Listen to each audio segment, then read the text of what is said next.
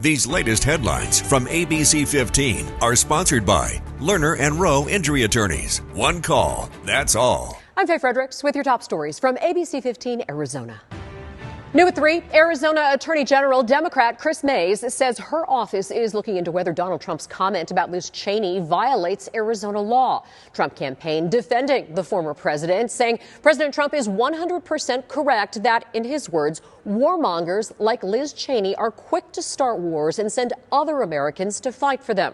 Campaign called the media reaction disgraceful by saying Trump suggested Cheney should be placed before a firing squad. We have more on the story tonight on World News Tonight at 5:30, then on ABC 15 at 6. New today, the Department of Justice announcing its Civil Rights Division will be in the Valley and around Arizona to ensure federal voting laws are being followed.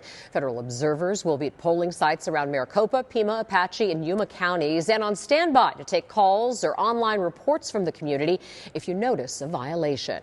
Data shows abortion access is one of the biggest issues driving people to the polls here and across the nation. Local polling data released less than 24 hours ago shows Prop 139, which would enshrine the right to an abortion in the state constitution and allow abortions up to the point of viability, has strong bipartisan support. 57% of voters surveyed, including 30% of Republicans, support it.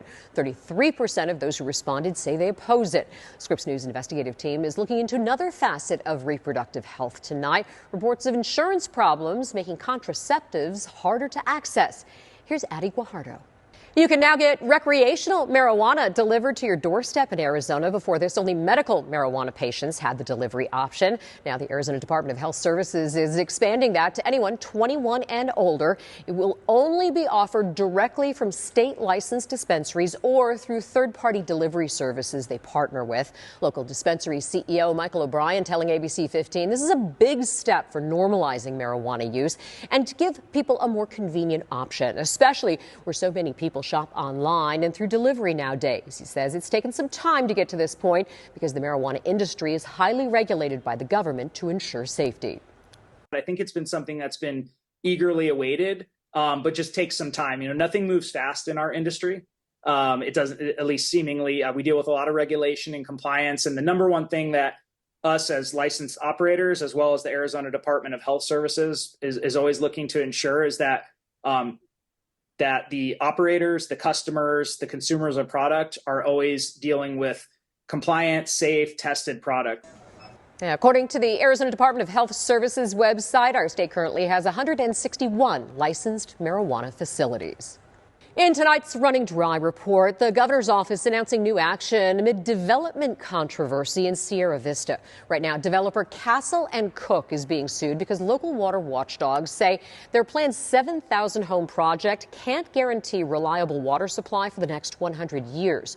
The groups behind the suit say a recent water adjudication court ruling means the groundwater the builders were banking on is no longer available for planned homes. Governor Hobbs says she'll review the matter to see if the development permit should be revoked. Start training for the 2025 PATS Run and help make a difference while honoring an American hero. Registration now open for the 4.2-mile event. The 21st annual race is April 12th and will be held in person or virtual. Prices are under $11 for kids and $42.40 for adults. Pat Tillman died 20 years ago while serving our nation. Money from the run goes to the Tillman Foundation, which creates scholarships. Head to pattillmanfoundation.org for more information and to register. Quick reminder, much of the nation is falling back this weekend with the end of daylight savings time at 2 a.m. Sunday morning. While most of Arizona does not observe the practice, it's worth noting that we'll be an hour ahead of our neighbors in California and now on Mountain Time. Tracking your forecast, I'm Chief Meteorologist Amber Sullins. We've got some big changes coming this weekend as a storm system pushes into Arizona. Chances for rain and snow, gusty winds, and another big drop in temperatures across our state. So as we track this here for you, a chance of valley showers starting Saturday night, continuing throughout the day Sunday. The possibility of up to 1/10 of an inch of rain in some valley neighborhoods. For the snow level, it's going to gradually fall to 5,500 feet by Sunday night, and we could pick up about 1 to 2 inches of snow in the Flagstaff area. Valley wind gusts 20 to 25 miles per hour, up north 25 to 35 miles per hour as the storm system pushes through. So most of the day Saturday looks good here in the valley. We'll warm up to about 80 degrees around 4 p.m. But starting around 7 o'clock in the evening is when we'll bring in that chance for rain. We'll increase it to 30% by about 9 or 10 o'clock that night, and then up to a 40% chance for showers throughout the day Sunday as we drop to 74 degrees. We'll dry out in time for Election Day, but another storm brings slight chances for rain back on Wednesday and Thursday.